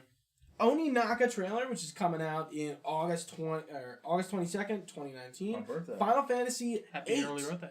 Final Fantasy 8 is getting a remaster. So essentially, this is just a updated graphics port of Final Fantasy 8, which they have done for literally every Final Fantasy. I saw the side by side. It was pretty significant. Yeah. Oh yeah. Final Fantasy 8 is an ugly So this game. is it's more just aesthetics rather than like your gameplay mechanics. It's the same game, just better looking. Yeah. I'm sure. Yeah. Like everything's just upgraded to I forgot. and it's going to be on Switch. That's a summer 2019. Yeah, come on. And we're going to end it. Avengers cinematic trailer, May 15th, 2020. Okay, you know how I was talking about earlier with this is the E3 of what the fuck is this game? This is one for me. 100%. I don't know what the fuck. It looks cool. Looks. I like the way some of the Avengers look. Some of them kind of look goofy to me, but. Yeah, I don't know. What do you guys think? You're talking about when you say what is it like? I just don't know what it is. So they've explained it to us. It's it's a third person action game. It's a third person action, but I don't know what. So we play as each hero, and we're going through a linear mission. Okay. That I don't know what. Am I getting? How much freedom do I have over what I'm seeing? Can I only play Hulk during this chapter, or can I play everyone else? Can I switch on the fly? Like, what can I do? It's co-op. So you're talking about, like, story elements, or not even story elements? Not even story, literally just how the game unfolds. We don't know what this game is because we got some third-person what seemed like gameplay stuff, but, like, what's going... Is this just kind of, like, a kind of driven... a guided ride through a mission, and as the Hulk, you're on the bridge, and you have to do these certain things, or... I'm just curious how... how much control you have over what is going to be going on in these missions. And we got some rumors that it was supposed to be a Destiny leak rumors that still haven't been confirmed. We don't really know if that's true. I mean, we know it's a co-op game that they're apparently ever expanding and adding new missions or whatever they are, which is cool. Which sounds awesome. Which I'm assuming that's going to be the online element. And I mean, from what I guess they would not tie down a level you have to play this level co-op. No, I don't think so either. I think it's going to be either or. Seems at least how they explained it. But what you said a couple days ago before this came out seems to make the most sense to me. Is it's Marvel Ultimate Alliance on steroids? It's a AAA version of you're playing through these missions with each character, but it's on an almost uncharted level of detail rather than you're getting your Marvel Ultimate Alliance 3 and it's very cartoony and. I still have yet to be won over by it, just like we're talking about. I need to see more gameplay. I need to know what this game is. I'm into it for thematically. Yeah. What were you going to say? They're doing something in this that they did in Guardians, the Guardians Telltale game that really annoys me, is they're making the characters look kind of like the people, knockoff versions but they're of not the MCU. exactly the people. Yeah, I don't know if that's the fault of the movies. They did such a good casting and casting people that look like their characters. The only person I don't have an issue with is Hulk. I think that's the one that I have the most. He looks exactly like him. He's got the curly hair, the glasses, and everything. I think Captain America looks awful. I don't even think he looks awful, but I don't know. I just think I want you to finish your point before we're talking about how they. I wish in Guardians they did the same thing. Make them either go totally different or go exactly. I agree. I think Captain America has a cool, different look, but it is a little goofy. It's very it almost looks like hockey pads. No, it looks like he's in a SWAT suit. He looks like a regular soldier. I mean, but with stars and stripes all over, which I guess is kind of. But he's not. Exactly, he shouldn't. And they did say he looks better with the helmet on. The helmet looked cool. I actually think that was the best part of his. I don't mind his face. I'm talking about his body. Iron Man looks very Tony Stark or whatever. And I will say Black Widow looks very Black Widow. You know what's interesting? Thor is more of the stereotypical Thor. Yeah. Someone showed me a picture, and it was, and I don't know if this is really related, but it was Injustice when they first showed us the character models for Superman and everything. That first trailer is really different. And then they showed us and then they showed us the when it came out, and it looks. I don't worry about graphics too much in the fact people their faces look dumb, and this looks like Marvel Ultimate Alliance. Style I'm like, are you guys crazy? I don't love the costumes necessarily. There's a lot of debacle going on. And Iron Man, make him give him the full yellow on the arms and the yellow on the legs. Make him look like the comics a little bit more. Don't make him look like the MCU. What they did, what they messed up was they made their outfits look as similar as they can without to being the same movie outfits. Except for Captain America. Captain America's is really weirdly different. Yeah, but it's so bulky and weird. Yeah. Yeah, but the color scheme and everything. No, the color scheme's the same, but how it's made up and the weird pads, how it's not one full suit. So that makes us think instantly. If they would just went with completely unique or different costumes or original costumes like they do in Spider-Man. Yeah, it'd be fine in my opinion. And I think the fact that it kind of looks like the movies. Cap should have been in full chainmail. Yeah. So Cap should. Yeah. So now we're looking at we're looking at these. You know what it is? It's that fucking uncanny valley thing. It's they're not quite the thing, but it's kind of there. And sure. If they went different with the outfits, we wouldn't worry about how the faces look or anything. And apparently like that. we are getting other outfits and stuff like it's that. Funny. But, we saw a different outfit. We got to see Hank Pym. Yeah, that was an interesting trailer. Who looks nothing like Hank Pym in the movie. No, that was good. Yes, fantastic. And the one part of the trailer is it looks like it's in space and Iron Man is in all white. He's in his spacesuit. Yeah, he is. That's in space. So that's what I'm curious. Are there going to be single player only missions?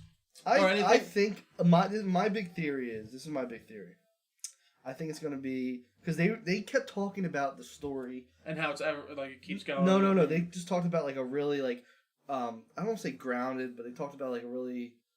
I guess powerful story. Yeah, sure. They're building a really good story. They kept talking about that, and then when they touched on the co-op stuff, it kind of made it seem okay, you can customize. Yeah. And make your captain. It's almost like Injustice. You can make your hero look the way you want them to look. Yeah, you can customize your characters with an ever-growing roster. So that made me think we're gonna have this one. What exactly does that mean? This is it. What I think, and that I think the Hank Pym scene also ties into this in a sense, where we have the linear story with the 5. Yeah. And maybe it could be a sense of once you get through that, you could play through the story again with new characters, some shit like that. Whatever. And then we have the co-op section, which is where people start getting the Destiny-like, in a sense that you're teaming up with 3 of your buddies, 4 total, and you're unlocking new characters, whatever they do. I'm curious if there's like an open world. And and you're almost doing. You're gonna get mad if I say a raid in a sense. We're doing like these like. No, don't say that. No, but like, how else would you? You just make it a mission. It's just a mission. It doesn't need to be. Raid is. I think raid involves something that's a little bit more grindy or a little like. No. Sitting there for 6 hours. I think what the word you're looking for is more of a mission, though. Is what you're saying. With a boss at the end. Yeah, and you guys are all fun. A dungeon is probably more the. Dungeon. And I don't know. Maybe they could make a cool little. Yeah, I think the Hank Pym scene made the most sense because. It was at a different location. Didn't seem to be like part of what's going on. That kind of looked like a boss arena. Yeah. Right. Yeah, I don't know. And it came up and it was a bug robot that kind of doesn't match with the villain that we saw in. Who was Taskmaster? Yeah. Who I'm very glad to see because I love Taskmaster. He's cool. Yeah. Oh no! And they said that PlayStation has unique benefits. Yeah, we're getting this on PlayStation. It's gonna be Spider-Man. Yeah. Right. I don't know. Taskmaster's in Spider-Man. I know. That doesn't necessarily mean anything. I think they're totally different universes. No. But we're gonna get Spider-Man probably in the co-op. Yeah, maybe. Yeah, I think that would piss me off if he's not in there on everything. That's kind of ridiculous. It's fun. That's dumb.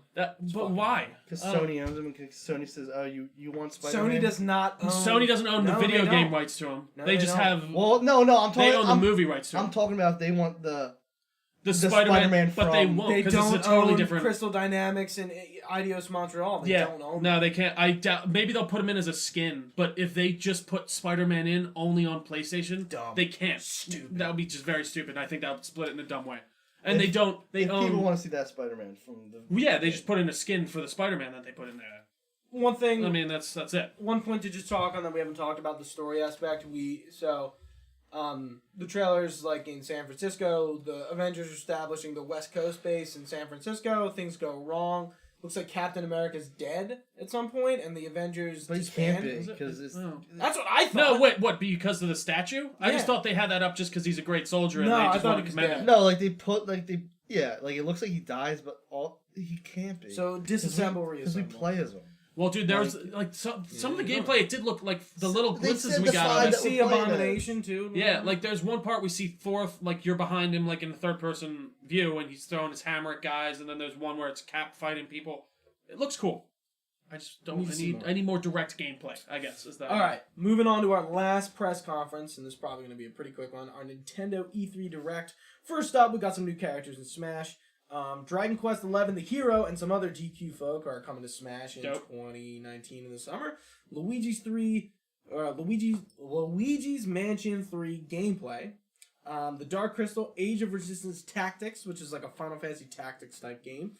The Legend of Zelda Link's Awakening gameplay coming September 20th, 2019, and this game looks fucking rad. I can't wait for this. They came out with a little new amiibo with the little Link. It looks cool. I think the style and aesthetic of this game is really dope. I gotta look. I think I missed that one. I didn't look at that. Really? No, yeah. So what is it? A totally different Zelda? It's like a remaster of Link's Awakening. Link's Awakening's on Game Boy. Yeah. Oh, I have heard of this. Remaster. Okay. Yeah. It looks really, really good. Trials of Mana got a trailer for 2020. Connection of Mana trailer, I think, which was a collection that's out today on Switch. Witcher 3 coming to Switch. Watch Geralt, Rail, Triss, and Yennefer and Shawnee all you want on your Switch. Because that is the main point of that hilarious. Game. I just think it's funny. Complete edition too. With it's coming with all the DLC. So if you haven't played, do yourself a favor, play that. If you haven't played The Witcher 3, you can probably play it on a. You weren't a fan, were you? Or did you even try? I started it like a year ago and didn't grab me. I just bought it the complete edition for like $10 the other day. And I started again. And I was like, oh, now I remember why I put this game down. Dude, I'm gonna try. I'm gonna stick through it. Perfect game. I mean, beginning's pretty slow. Yeah. Fire Emblem 3 Heroes trailer coming July 26, 2019. Resident Evil 5 and 6 on Switch in the fall, which is following the trend of every other Resident Evil game going to Switch. No More Heroes 3 reveal trailer 2020. Contra Rogue Corp, September 24th, 2019. Contra Anniversary Collection, which was Konami's announcement. Oh, wait. Real quick. Apparently the Contra Rogue Corp game, I don't know anything so dumb. looks horrible. Yeah, it looks. I don't know like, what Contra really is. So it's like an old school arcade game. It's popular. It's Damon Ex Machina trailer, September 13th. We got a Panzer Dragoon reveal trailer, which is an old game. I remember that. The kind name of like sounds a, familiar. Yeah. It's like what's it called? That's in the winter. Oh my god, I'm drawing a blank. What's the other game? Nintendo game. It's just like a Star Fox game, pretty much. But you're a dragon. Yeah, Okay. you're on dragons. Yeah. Astral Chain trailer, August 30th, 2019. Yeah, that's a tongue twister. Empire of Sin reveal trailer, that's spring 2020. Marvel Ultimate Alliance 3 got its trailer. It's coming out in a few weeks here. I can't wait. I wish I could play it. I was gonna say it's only on Switch, right? Yeah. Cadence of Hyrule trailer. Sonic and Mario at the Olympic Games. You know, you can get that Sonic movie skin too, I hear. The one that I posted on Twitter. You see the fake one? That was so weird. You see the fake one? No. Yeah. That was on Reddit, like with the really long legs. Yeah, that's Wait, was that the one that I posted on? Yeah, in the ring? Yeah, in the when he's hanging in the ring. There were sites that made articles. That's saying that that's the real new design. Oh. You are so stupid, dude. So that's some guy on the Reddit. This is the Olympics is this year, right? We're on the 40th. Oh yeah, I think you're right. I think that's why it's know. Isn't there Olympics every 2019? 2 years technically? I thought it's even numbers. I don't know. I don't Olympic, so I No, don't it'll be concern myself with 2020. it. Yeah, when it Because comes it's out. in the summer. Yeah. So it'd be 2020. Well, we said this year. But it's still. We're in He summer. meant. Yeah, you're right. Yeah. You know. He meant within the Like not the like calendar school- year, but the 12 like year. school year. So like a year from now. Yeah. School year. It's like a year from now. With 12 months, I said Yeah. 12 year. Yeah, okay. Oh jeez. Animal Crossing New Horizons got delayed to March 20th, 2020. That was supposed to come out this year. A lot of people were hyped about that. We got a port montage, Spyro, Hollow Knight, Ni no Kuni, Minecraft Dungeons, Outer Scrolls Blades, etc., etc. Settlers of Catan is on Switch as well. Oh, Banjo-Kazooie coming to Smash. Where's our Microsoft collab? Where was it? I wanted it. Yeah. And That's interesting. we heard all these rumors about a Microsoft collaboration. What do you think it would have been? Like the Game Pass coming to Switch and achievement support. Yeah, that would be it. Game Pass comes. Yeah, but Game, like. Well, it would just be free. It would just be a game. game? Yeah, I guess just Switch games. But We're gonna end it on probably the biggest surprise of E3 in my opinion. A new Zelda is being developed, and it's a sequel to Breath of the Wild. Yep. So this is gonna. I feel like this is gonna be our Majora's Mask. Majora's That's Mask what they're to saying, Ocarina right? of It's a Time, little 'cause bit Majora's darker. Mask and Ocarina of Time are the same engine and developed very close together. It looks cool. Dude, I mean, I need to play the first one Yeah. bad. I'm gonna get a Switch this year for my Christmas present to myself. It's gonna be a big one. But yeah, I need to get on that. Switch has done a good job in building a library, and I need to get in on it. Yeah, I'm excited. I really liked Breath of the Wild. So Yeah, I still haven't played it. And I think Nintendo did a pretty okay direct. You know. I think on par with probably what they I normally think do. now that we're at the end, I think every press conference was okay. It was just what it was again for the Like, it we was had pretty some standard cool fare. game announcements, but like nothing like really. Keanu stole the Nothing. stage the whole E3 for me at least. what That was the big announcement. What was big last? We got Halo last year, Gears last year, right? Yeah. What else did we get? I just remember being super weirded out by Sony's. Starfield, Elder Scrolls 6. Was Ghost of Tsushima last year? Yeah. Last of Us. Last of Us 2. We got a Death So Stranding. do you think trailer. Ghost of Tsushima and all that are going to be this generation or next? I think Ghost. I think Ghost of Tsushima and Last of Us 2 will be this gen. Yeah. And that'll towards kinda the cap it end, off. do like the little. We also Yeah, don't about. know what PlayStation 5 is coming out. True. You have to assume. Yeah, it's you're gonna be. at the same year as, but who knows? I mean, Switch is off now, cycle wise. So like, Switch is, Nintendo's but they're always just off. they're in their they're in their own fucking ecosystem. thing. Yeah, I don't know. I remember. So I have a question for you. The way I looked at Microsoft was I needed them to give me a reason to buy an Xbox. You wanted a reason to buy an Xbox One right now after I the did, generation's and- ending now. Yeah, I know, but I'll like just because the Scarlet's what 2020. 200. No, I mean not Oh, Scarlet. The 2200. Yeah, it's 200 right now for that. 200. Which But was, like, again, I don't think it's they're trying. They know they lost you. You're a PlayStation like Well- anyone like. The only reason I got an Xbox again was because it was so cheap and all my friends play multiplayer on it. So that was my big reasoning for doing it. I say that when I ask you, Nintendo conference give you good enough reason to buy a Switch No. right now? No. I want achievement support. I want that. Yeah, that's Gooch's. It's my thing. I've bread been and saying butter. it. I said if they announced it, I'd buy a Switch. I'm not buying the Switch. I'm not. I know it sounds so fucking ridiculous. I'm just not attached to Nintendo at all. I mean, I'm not either, but the I'm games not just really. look cool. Is the reason that I'm really. Because like, guess Zelda. what? I don't travel. Like I have that's what I'm maybe playing at home. You know. No, it's true. Maybe if I was traveling, I'd be like, yeah, I need to get a Switch. But I'm not. I guess you're right. For me, it's just that I guess they've done a good job in getting to the point of I want that console because they have good games on it now, or like cool looking games to me, and that's a good thing by them. But yeah, that's interesting. Like I only use it like really when I travel, but I think like Ultimate Alliance, that's like a franchise that I loved growing up. I'll probably play that in bed more than I ever play. And it's funny, like even Switch the portability of it isn't what's drawing it to me at all. Like, sure, maybe I'll use it every once in a while, but for the most part, I'll use my Switch on my TV at home. I know that will happen. Sure, but Yeah. there's a component of it I guess you're not utilizing as much. That I feel like is like it's kind of one of the big parts of it. Yeah, I've never even put it into my TV. Really? Yeah, exactly. Like a lot of people don't. Like a handheld. Does that wrap us up, I boys? think that wraps it up. I think it was a good E3, but you know, I think the it is next gonna be year's a packed will be 2020. the one because I mean Sony's. I think they're coming out the same. And it's not even time like as- that the games are bad. We just heard a lot of this stuff already. we already knew it. Yeah. Yeah. I think Sony will be back next year too. I think so too. I mean, I think this is yeah. going to be their thing before they launch their. Maybe they'll console. do a PSX. Yeah. We'll see. Because like going in, it was the big question, like, is Sony gonna shoot themselves in the foot for not showing up?